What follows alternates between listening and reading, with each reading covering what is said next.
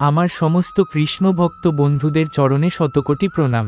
আসুন বন্ধুরা, আজ জেনে নেই দ্বারকার কৃষ্ণ কিভাবে হয়ে উঠলেন পুরীর জগন্নাথ।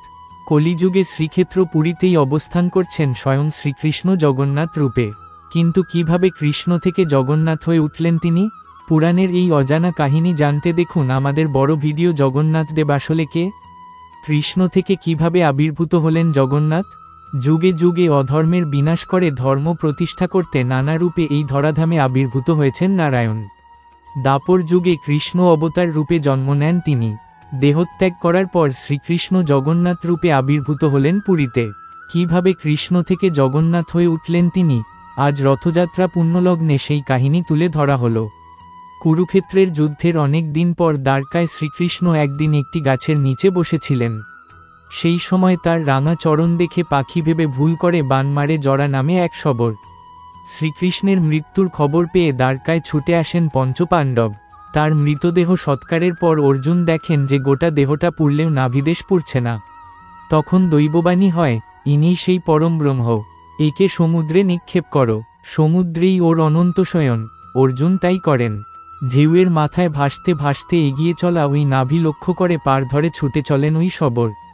এইভাবে দ্বারকা থেকে পুরী পর্যন্ত আসার পর সেখানে শ্রীকৃষ্ণকে স্বপ্নে দেখেন তিনি। তার স্বপ্নে দেখা দিয়ে কৃষ্ণ বলেন, কাল ভোরে আমাকে তুলে নে, এখন থেকে তোর বংশধর শবরদের হাতেই পুজো নেব আমি। সেই থেকে নীলমাধব রূপে তিনি পূজিত হতে থাকলেন শবরদের কাছে। এইভাবে বহুকাল কেটে যাওয়ার পর এল কলিযুগ। কলিঙ্গের রাজা তখন মহারাজ ইন্দ্রদ্যুম্ন। বিষ্ণুর ভক্ত ইন্দ্রদ্যুম্ন শ্রীক্ষেত্রে একটি মন্দির গড়ে তুললেন, কিন্তু সেই মন্দিরে তখন বিগ্রহ নেই। একদিন তিনি জানতে পারেন বিষ্ণুরই এক রূপ নীলমাধবের কথা। অমনি চারদিকে লোক পাঠালেন রাজা। বাকিরা খালি হাতে ফিরে এলেও ফিরলেন না বিদ্যাপতি। তিনি জঙ্গলের মধ্যে পথ হারালে তাকে উদ্ধার করে নিজের বাড়ি নিয়ে এলেন শবর রাজ বিশ্ববসুর কন্যা ললিতা, ও তারা বিয়ে করেন। বিয়ের পর বিদ্যাপতি দেখেন রোজ সকালে শবররাজ কোথাও যান। স্ত্রীকে প্রশ্ন করে বিদ্যাপতি জানতে পারেন যে জঙ্গলের মধ্যে একটি গোপন জায়গায় নীলমাধবের পুজো করতে যান বিশ্ববসু।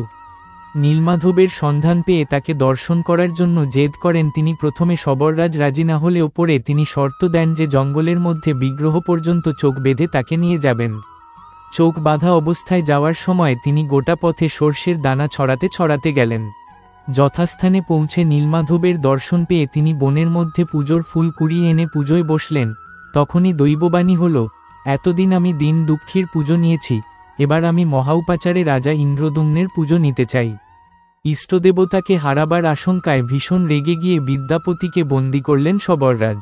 কিন্তু কন্যা ললিতার কাকুতি মিনতিতে বাধ্য হলেন জামাতাকে মুক্ত করতে। বিদ্যাপতিও সঙ্গে সঙ্গে এই খবর পৌঁছে দিলেন রাজার কাছে।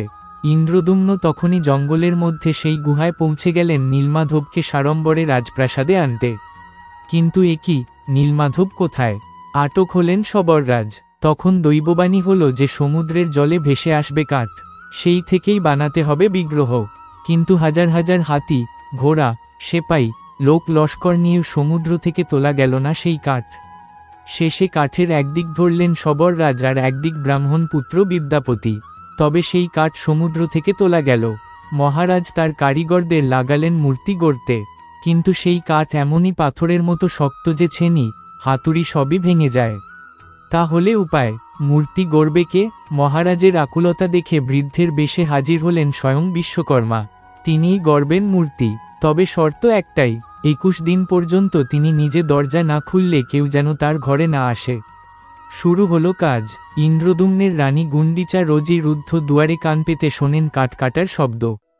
14 দিন পর হঠাৎ রানী দেখেন রুদ্ধদ্বার কক্ষ নিস্তব্ধ। রানী মহারাজকে জানাতেই ইন্দ্রদ্যুম্ন খুলে ফেললেন কক্ষের দরজা। ভেতরে দেখেন বৃদ্ধ কারিগর উধাও পড়ে আছে 3টি অসমাপ্ত মূর্তি। তাদের হাত পা কিছুই গড়া হয়নি। গর্হিত অপরাধ করে ফেলেছেন ভেবে দুঃখে ভেঙে পড়লেন রাজা। তখন তাকে স্বপ্ন দিয়ে জগন্নাথ বললেন যে এরকম আগে থেকেই নির্ধারিত ছিল, তিনি এই রূপেই পূজিত হতে চান। সেই থেকেই শ্রী জগন্নাথদেবের মূর্তি ওভাবেই পূজিত হয়ে আসছে যুগ যুগ ধরে। তো বন্ধুরা, জগন্নাথদেবের ইতিহাস আপনাদের কেমন লাগলো অবশ্যই জানাবেন, আর ভিডিওটি ভালো লাগলে লাইক এবং সাবস্ক্রাইবও করতে ভুলবেন না। জয় শ্রীকৃষ্ণ।